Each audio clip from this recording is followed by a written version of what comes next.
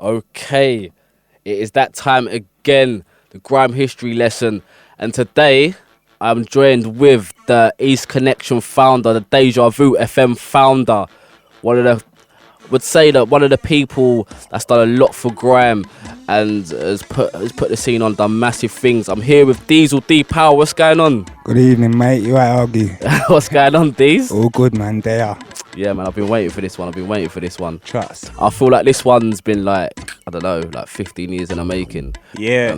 You don't do a lot of interviews, do you? Nah, not really. At the moment, I'm trying to put together like a really insightful documentary and stuff. Do you know what I mean? Tell us more about that. Like, Basically, what I'm trying to do is, I've been involved in a few documentaries. I've seen loads, and I've been approached by Sky One, Sky Arts, Channel 4, actually. A lot of people to do them, but the sort of people that they want to range from and see is not really what I've done or what I'm a part of entirely. Do you know what I mean? So yeah. I wanted to do something that I definitely had my hand in. Something that I want to push going forward. Okay. You know what I mean? So, yeah, I'm just building it now, and obviously I'm just trying to work with the people that I originally worked with, and I think, or the people that I have worked with in the past, and I think that will be enough for the documentary, because those people are the people that the majority of the country know now. Yeah. So I think it will be a nice, insightful documentary where they could go and get general knowledge from, do you know what I mean? Yeah. As a wide range of everything. So I'm just trying to really educate people on what makes it grime and what is grime, do you know what I mean? And where did it come from? How did it evolve into grime? How did it become called grime? Yeah. Just everything, so you can get a reliable source with reliable information from a wide range of people throughout the scene. So not just me saying it, you're going to have people that have inspired other MCs and loads of other stuff, and people that other people look up to as well.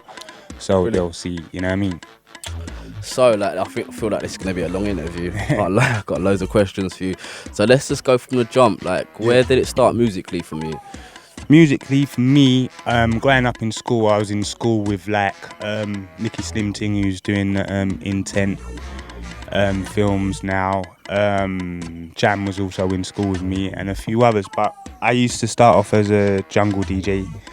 A family member of mine, DJ Ron, was like big in the jungle scene, so he used to help me a lot, and I used to try and break the jungle scene. And when I went to college, I met a guy from Bow when I was about 16, 17, Derek Bringle, and to be honest, if it weren't for that guy, I wouldn't have done nothing.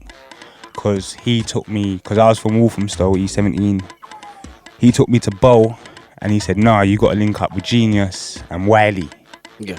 And then, man, so, because I was doing my little thing on like Pressure FM and a couple stations, and I had like Rico MCing for me, X and Herbs, them jungle MCs. Yeah. So, man was creating a little wave from early, even though I was like one of the youngest DJs still. So, I went over to Bow and linked up with Genius.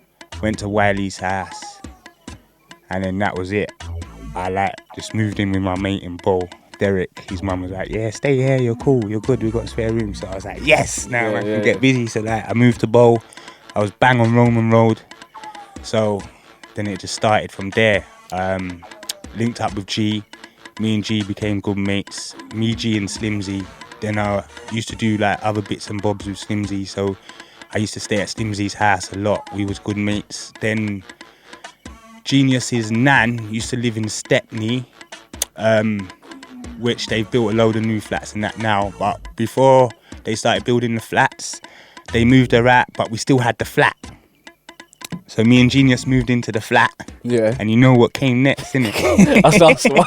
So what come next then? Rinse. So G moved Rinse into there. So then we was there, me and G mostly stayed there. G went home to the island now and again. I went back to Walthamstow, but we stayed there. Radio was there. And I just used to be with like them man every day. So was that the first studio then? I don't think that was the first studio, because they had like little things popping before I actually linked up with them. So when we moved in there, they moved the studio to there. But I did help them get a studio before that in Leighton. Yeah. So when I first linked up with G, I was like, I know a girl that's got a yard that loves music. she'll let us put the radio in there. Yeah. So we put that in there. And then from there, went to G's Nan's. We was there for time. Do you know what I mean? So it kind of started then. Then we were still doing drum and bass then. Genius was doing drum and bass, having raves. Target was about Trend, who's passed away, DJ Trend, yeah. So what year was this, would you say? Like, what sort of time period? 98, early, no, it's 97. Oh, really? That 97, 98, yeah. That's, so we was doing drum and bass. Then Rinse was drum and bass. Everyone was playing drum and bass. There was bare DJs, like big DJs that are now. A lot of Grime DJs that were drum and bass DJs, and that, like Target, a few others. So yeah, it was drum and bass for a while. Then Slimzy started changing up the flex with Ace and Play Galero. Yeah. He started playing like garage, but the beats MCs could MC over. So every Sunday it was like Slimzy, Major Ace, Play Galero, and they was murking. These times they ain't even thought of a name of their crew yet or anything like that. So they're murking. Then eventually they call themselves Pay As You Go. So they're murking. Then eventually we all started playing the garage thing now, and Rinse kind of turned to like a garage station. Then was you still involved in Rinse when it started going in the garage? I never owned Rinse or anything like that. No. I'm not saying that. I mean, like as a DJ. Yeah, I was still involved. So I was involved with Rinse, and then I came back to my ends for a bit, and I was just like in my bits for a while, and then like obviously I heard about Deja Vu, but these times Randy C was running it. Okay. So, and they was doing like a few raves here and there. Obviously they had like the big garage people, like the older lot on there, like the Mike Rough Cuts and all that on that station. So then, tours in my own ends, like I linked back up with Deluxe, and I think I got a set on Deja as well. So I was on Deja and Rinse. Right. And I was like one of the onlys that was allowed to do that. Okay. You know what I mean? So I was on Deja and Rinse. Then the management on Deja, they fell out with each other or whatever. So with the Rinse lot? No, the management. Deja, okay. Yeah. Deja management fell out amongst themselves. So Randy C and Sting, they fell out. Randy C started Flavor FM. Took all the DJs that he brought, which was the majority of the DJs, kicked out with them. Sting had the dial, no rig, no DJs, and he come to check me and he was like, I got this station, but I got no rig and no DJs, but I got a studio and all stuff. So I was like, I got DJs around me, I got a rig, I can get a rig. Boom, got it tuned to 923, and then I kind of started taking over Deja. So as that started picking up a bit, I was still with Genius for a while. So a lot of people don't know this, but for a while Rinse owned some of Deja and Deja owned some of Rinse. Didn't even know that. Yeah, a lot of people didn't know that. Not even know that. Yeah. So Rinse owned a bit of Deja. Deja owned a bit of Rinse. How did that work then? How did that end up like being like that? It was just a mixture of things. It was a mixture of things as we had the nightclub. Or EQ. EQ. Yeah. We put on the Pay As You Go first birthday bash. You remember when they had when the Pay As You Go SIM cards used to be scratch cards? Yeah. So that was the actual flyer, innit? So we done that and then like had a meeting, whatever. So it was like half basically, something like that. Then that didn't go too well after a while. So the split came and Deja was Deja and Rinse was Rinse. So then when that kind of happened now is the time garage started dying out. So I started looking for fresh DJs, MCs and stuff like that. So I started off in my end. So like I found people like Twister, Gappy, Nico, Ozzy B, Lethal, because Lethal lived on my estate.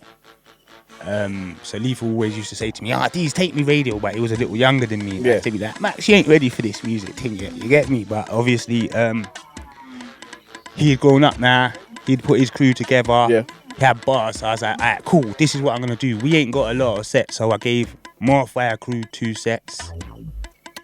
Who else came with me at first? New Brand Flex, which was like Sass Killer, Tiny, them lot.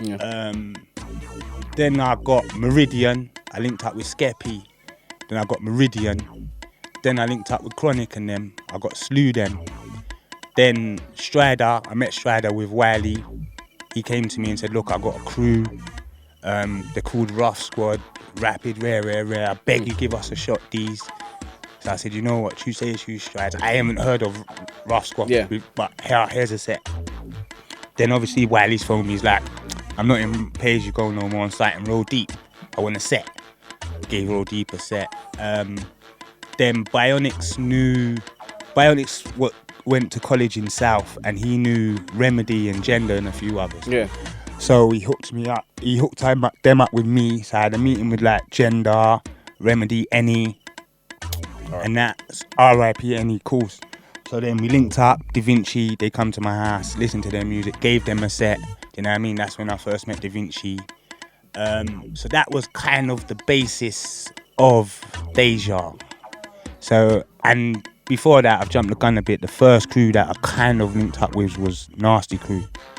Because they couldn't get into the game at first because they came into the game slewing Pay As You Go. Right. They couldn't get on Rinse, and no one liked them because they slewed Pay As You Go. Yeah. So there was no way they was going on Rinse, and they was known as a bad boy crew from Marcus, and so no one really wanted to mess with them.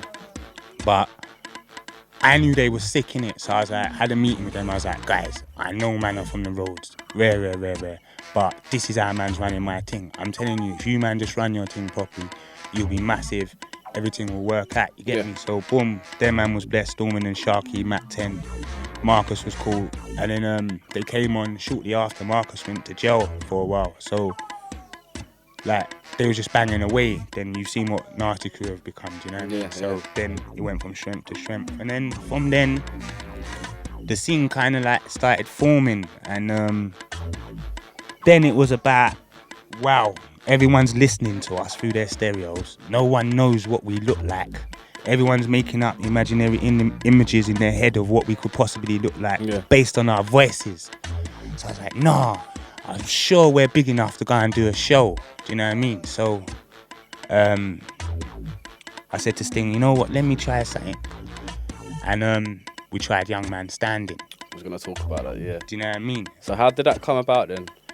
Young Man Standing come about off the back of the radio just popping off, and like there was an energy that was like everybody wants to see everybody. Everyone used to say to me, oh, what does my man look like? What does Arma look like? What does this guy, I used to think. And like everyone would know their lyrics. I'd get into people's cars, they'd be playing tapes. I'll be like, whoa, man's locking down the hood kind of thing, you know what I mean? So I was like, man, I need to do an event. I was thinking, boy, man might get about 200 people. I put on the Young Man Standing. It started at 7 o'clock. At 5:30, there was about 1,000 people outside. So on the night, it was capacity. We had to turn people away. So it was about 2,000 odd people for the club. Where was that held, the first? EQ. Okay, cool. So we had it at EQ. And then from then, it just went off and off and off. You know what I mean? And then obviously, the station was just helping to build the scenes, you know what I mean? Tunes we was playing, like we was the hub, like tunes between us and Rinse, I'd say we was the main hub spot. You had Heat FM, you had The Light, you had On Top, you had Mystique. Like, I think it's a mixture of all the stations and all the work everyone was doing that kind of made grime what it is today. Yeah. Like, a lot of people do point the finger back at Deja and Rinse, and I understand why. But if what we was doing wasn't being mimicked along the line, it wouldn't have got out there as much. Yeah. So I have a lot of respect for all the other stations and stuff that participated. So there was a lot of, like, groundbreaking moments that happened on Deja. Yeah. Like, do you want to name a few? Like, what sticks out for you, like, good and bad? What sticks out for me, good. I'll start with good first. Start with the good, what sticks out for me good is the fact that millionaires have come from there. People have been able to look after themselves. Like, a load of millionaires have come from my hub, and I done it all out of good heart. Because the good things is that people got to travel the world. Yeah. people got to do other stuff than what they was doing before, like negative stuff. We've created an infrastructure for young people to come through and be self-employed and be able to make money for themselves. Also, the other good things that I remember from the past would be the memorable sets like Dizzy versus Titch. That's one that's gonna stick around. Lethal versus Wiley. Definitely. That's gonna stick around. There's so many, I don't like to put it down, you know what I mean? And there's a lot of sets that went off that is on cassette and wasn't filmed, you know what I mean? So them sets and the sets that you see online flying around, they're really the ones that stick. And the fact that like Pow, that's what sticks a lot as well. The fact that Diesle shot the first video, like we didn't even think it was possible to shoot video. So the fact that he came and shot that video, that Pow put that together, came to the EQ, shot some of the scenes and stuff. Like it was amazing to see like people go from nothing to something great. Yeah. Like, do you know what I mean? Because I tell you the truth, you see Deja days, my vision didn't really go past 2 decks, a mixer and a nightclub and the airways. That was enough for me, and the studio and record shops and so. To me, that was paradise. I'm booked out, we make tunes, they sell in the record shops, I go radio, we swing it out every day, every week. That was enough for me. But people like Lethal and Dizzy, they try to install, no, D, there's more. We can be superstars at this thing. Like, I never ever saw it until they actually went and done it. That's when I said, you know what? This is a bigger picture. Like, I didn't see the bigger picture. I couldn't see past radio and... I was like, you're just having so much fun and so you're much fun, living your dream, really. Yeah, and I'm making money. You know what I mean? And I'm paying everybody as well. So, subs. Collecting subs, but at the end of the day, I'm paying people at the raves as well. Do you know what I mean? So, I done things for the scene, like loads of stuff. Like half the videos that you would have seen early days, a lot of the videos, I lent people money, I paid for them. I put people's music out for them. Do you know what I mean? Loads of stuff. So it wasn't just about. I couldn't see past that. Everything was perfect. And then like to see people go further and have a bigger vision, like we needed them people around. Because I think slightly, even though Wiley wanted to be and is a superstar, I think the decks and the mixer and the club was enough for him as well. Yeah. But until he see like, whoa, Kane, like they're going on the next. Do you know what I mean? That tuned him to say, you know what, I'm a Don as well. Here I go. Do you know what I mean? Because I think a lot of us was just stuck with the roof was enough. We're playing out up and down the country, around the world. We're getting flown out. Our records are selling in the shops. We're making mad money. Everything's nice. So a lot of us just saw that. But to see, like even for instance, Dizzy Rascal. One time I went to set up the radio. I was with Ozzy B. Went to the Free Flats in Bow to turn the radio on. I've come downstairs. He was waiting for me. He must have seen me go upstairs. So as I come down, he's gone, yeah, Diesel, I'm Dizzy Rascal. I'm going to be on Deja one day and you're going to book me for Young Man Standing. I said, what? He goes, yeah, trust me, ask Wiley. So then Ozzy was with me. Ozzy was like, yeah, no, he's sick still. So I was like, I'm going to speak to Will. 2 days later, Wiley phoned me. He was like, yeah, I got a kid. He's sick. I'm going to bring him on Monday. He brought him up to the radio. And then from there, it was mad. And to be honest, how Dizzy got his Dirty Stank deal was off of Young Man Standing. Because XL came to the event. Okay. And the joke with that event is me and Dizzy actually fell out before that event. So he wasn't going to be at the event. What was that over? Just random? I'll tell you what it was because we're older now. And it was a young man thing. I phoned him. I said, Diz, young man, Stratford, birthday bash, big thing. How much can you do it for? This was well in advance. Yeah. He said, this price. I said, like, bless fam. That next 6 months, Dizzy done a madness. With Slimzy, like he was everywhere. Yeah. Come a week before Young Man, I get Dizzy phones. Yo, D, we have to talk about that P. But these times, I just sold 2,000 tickets. I'm like, you know what, Diz, it's blessed. Don't even come. You know what I mean? We agreed something, it's blessed. Don't even come. Like, the dance is sold out. You're just going to miss a Merkin and get me. And then that was it. And then on the day, he phoned me. He was like, you know what, Deez, bless, man was gassed. I'm coming and I'm doing it for free.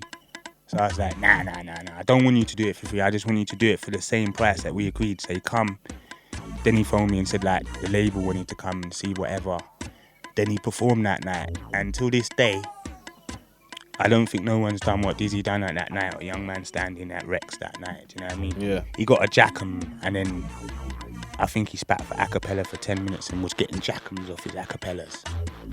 It was so intense and emotional. Do you know what I mean? And the label was upstairs in the stands watching him.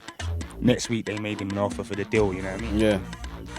Sick, man. So a lot of good things have come from. Yeah, trust me. Your raves in the station. So what about like the sort of bad moments? Any? The bad moments, sort of. Everyone will know them. The bad moments were the fighting, the firearms, the knives, all of that. It was very dangerous. Was you taking like a big risk, like doing what you was doing with Deja Vu? Because obviously you're surrounded with some serious guys. And how did you like handle them sort of situations? No, do you know what saved me? Because remember, I was the same age as most people, so no one wasn't going to listen to me. The person I worked with was much older, and he had a club and security, and he was a little on the road, so they kind of listened and had a little bit of respect. They wasn't scared, because no one cared about nobody, but it was just respect, mutual respect. And for me also, it was like, and the artist sort of had to think, if you actually done anything here, you can't come here no more. How are you going to operate in the scene? But like, the worst moments are like there was a Monday night one time when two very massive crews. Yeah, I know, yeah. Yeah, and I've come into the studio and it's one person's set and another person's there. And I was there, and then someone pulled on the balaclava and they said, you know what, if you're not this crew, get out of here now. And then one person pulled something out, the other person pulled something out. Then I've stopped in the middle and I've said, look, I beg you, man, it can't happen here. No one's speaking, it's tense. Like, I'm thinking, I don't want to get hurt here, and I don't know how this is going to turn out. Like, this could be the end of the radio, because if this happens, someone drops here, this is crazy. So it's a standoff. And I'm thinking, who's going to lose their nerves first and do whatever first, you know what I mean? So I'm in the middle, I'm like, guys, please, I beg you. Then in the end, I'm saying, whoever does whatever to whoever doesn't survive this, they're staying here, because I'm not staying here with them to explain nothing. So whoever kicks out, I'm kicking out as well. So don't think I'm going to stay here and be the hero and phone ambulances and sit here and explain to your mum and nah, I'm gone as well. Do you know what I mean? Yeah. So either you allow it, or someone's going to just be here till someone finds them. Do you know what I mean? And then still no one cared, so they're still there. Then luckily Sting comes upstairs, says, what's going on here? Takes both the things off them, makes one man leave first, give him back his thing, he got that. Do you know what I mean? Yeah. And then like, it was stuff like that I didn't like, but do you know what I mean? What it was, I think a lot of people was just a product of their environment. Do you know what I mean? Like, back in the day, you remember, like, a lot of people was getting their names, was ringing in the ends, and then like you had roadmen that didn't understand it, like, why ain't our names right? So they would try and trouble the music man to get in. So the music man had to roll a certain way to show that they're not idiots, but we do music. Do you know what I mean? So I think everyone was just a product of their environment, and I think the scene got held back by all of that. And that's why grime took such a big dip, because there was so much trouble, and that the police thought to themselves, you know what, this is too much to man.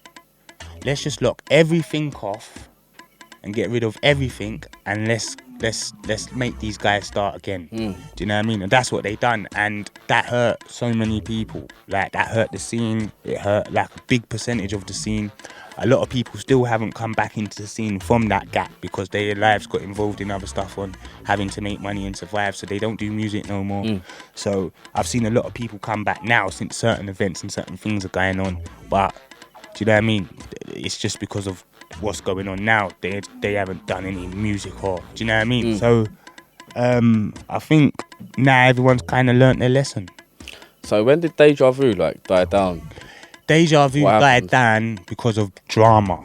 Like, what happened was, where I used to run the radio, turn the radio on, do all the raves, do the timetable, I just used to run the radio like it was me on my own. And Sting was just there if I needed money to pay for something, or just needed support, basically. Do you know what I mean? So I ran the radio. But then as I started getting bigger as a DJ, and my crew's out there, I'm playing for... Remember, I've grown up with all these MCs, so even though I'm in East Coast, Wiley might phone me to come on the booking. Ace, R.I.P., Ace might phone me to come on bookings. Rico, like... So I'm dragged about, because I'm a DJ, you know what I mean? So I'm dragged about, so... Now I can't make sure DJs are turning up on time for their set. I can't phone someone to cover a set if a DJ's phoned me 10 minutes before to tell me that he can't make it. So... And plus, I can't turn the radio on and off because I've got so much bookings. It's too tiring for me. So I said to Sting, we need to bring someone in. We brought Fatal in because he was a good engineer. Then, Fatal kept trying to muscle his way in, trying to change up the timetable and bring in Funky when Funky started coming about and all this stuff. Then he kept drilling it into Sting's head. Grime's trouble. Like, if we do Funky, we can clean up with all the raves and do all this stuff. Like, let's go Funky and let's go with the house scene. Let's get rid of these Grime lot. Like, make Diesel start another station. So, basically, they came to me with that argument and I said, no, it's not happening. Then we had trouble at the radio because everyone's arguing and fighting amongst the crews and that. Oh, okay, what, the Grime crews? Grime like, crews, yeah, they okay, keep fighting and machines and all this mad stuff. So every time that's happening, they're saying to me, oh, nah, man, you're going to crash the whole station. But I'm saying, Fatal, you shut up because you didn't build this, I did. Yeah. And Sting, you just been here. So don't listen to him and start running after money. This is my ship. Boom. Something else happened. Then they called me and they said, we want a meeting, where. So I've gone out the meeting. They're saying, what we're saying is, we want to say one more chance for the Grime lot. Anything happens. I'm saying, bruv, like whatever, do you know what I mean? So I've cracked on.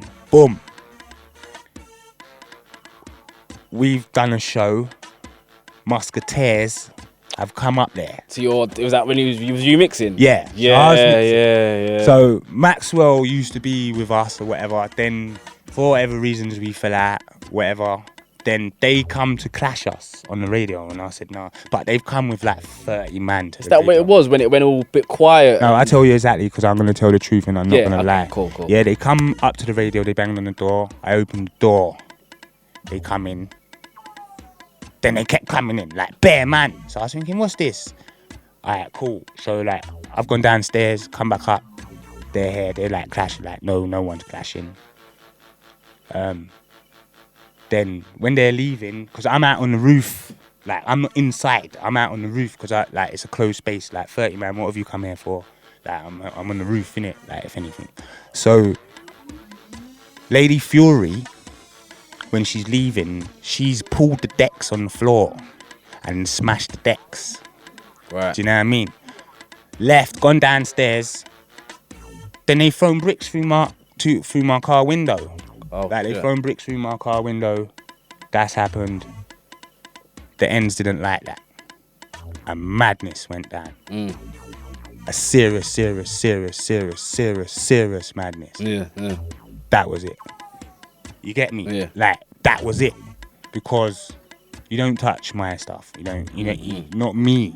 Like, the acting up, and you do, I will let you all act like kids, but you don't touch my stuff and blame me because you're not in the scene no more because you try to use me. Yeah. You know what I mean? Yeah. So, me and Maxwell are cool kind of now, but I still don't really speak to him and them lot because that was a bad mind situation that ruined a lot of things for a lot of people. So after that, you remember, you got Morfire, you got Roll Deep, you got Meridian, you got Rough Squad, you got Essentials, which is OGs more or less now, yeah? Yeah.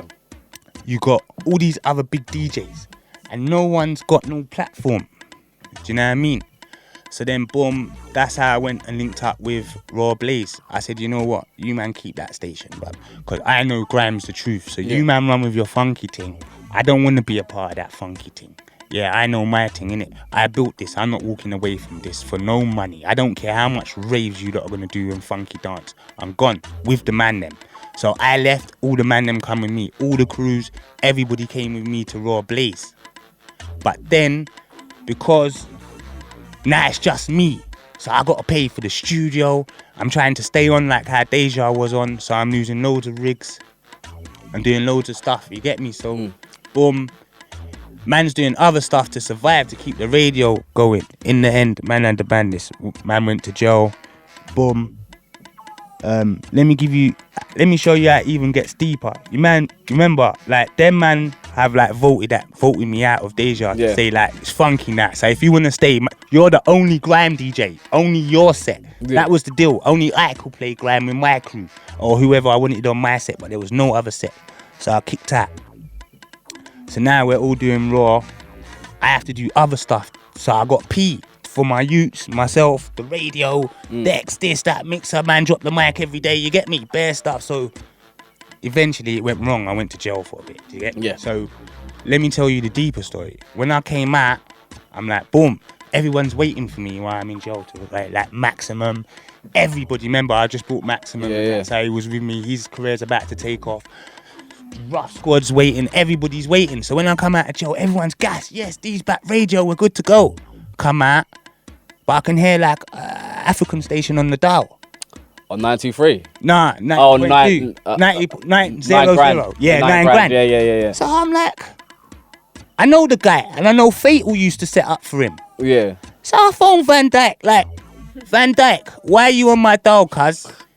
Diesel, man, I didn't want to buy it from Sting. I knew I shouldn't have bought it twice. I said, bruv, whatever he gave you is nothing to do with me. That's my station. I don't know why they sold it to you. It's nothing to do with them. Boom. Phone Sting. Yeah, I'm back on the roads. What going for my station? I've got a little change for you. Nah. No one's got a change for me. Yeah. Keep that. My station's mine. I didn't have nothing to do with it. So then I just phoned Van Dyke and told him he had to come off the dial. But then Sting's trying to tell him he don't have to come off the dial. But the dial wasn't even mine originally. It was Boss Man who managed like Van Dyke and Scraps and them man there. Okay. What was it the tune they had signed at the time? Hype Raw or something. What, Hype? Yeah. What was the tune with Van Damage and them? Yeah, they was murking at one time. Yeah, Hype. Yeah, Hype. Yeah. So their manager is who I done Blaze with. So yeah. When I come out, he's pissed. He just wants to go on everyone because man sold his dial in the midst of thinking they could snake me while I was away. Yeah.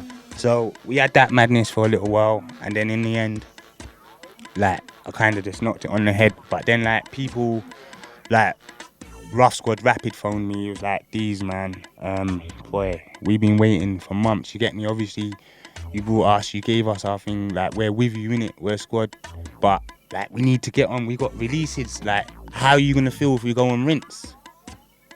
I was like, what can I say to you? You get me, rough, go. And then that was kind of the same thing for all the crews. These, we've literally got, how long we got left, Lou? Huh? These, you know what? We're gonna have to do this. We'll do this another. I'm gonna set up like a podcast where like I wanna have an hour just dedicated to you. Yeah. Yeah. Listen, thanks for coming down. We're gonna have a part 2, like, cause look, like I've got like 2 pages of questions. I didn't even talk about East Code. Didn't talk about. I know. The history goes deep, too bro, much. but These, we'll talk after the show. We're gonna sort something out. Yeah. Love, bro. Listen.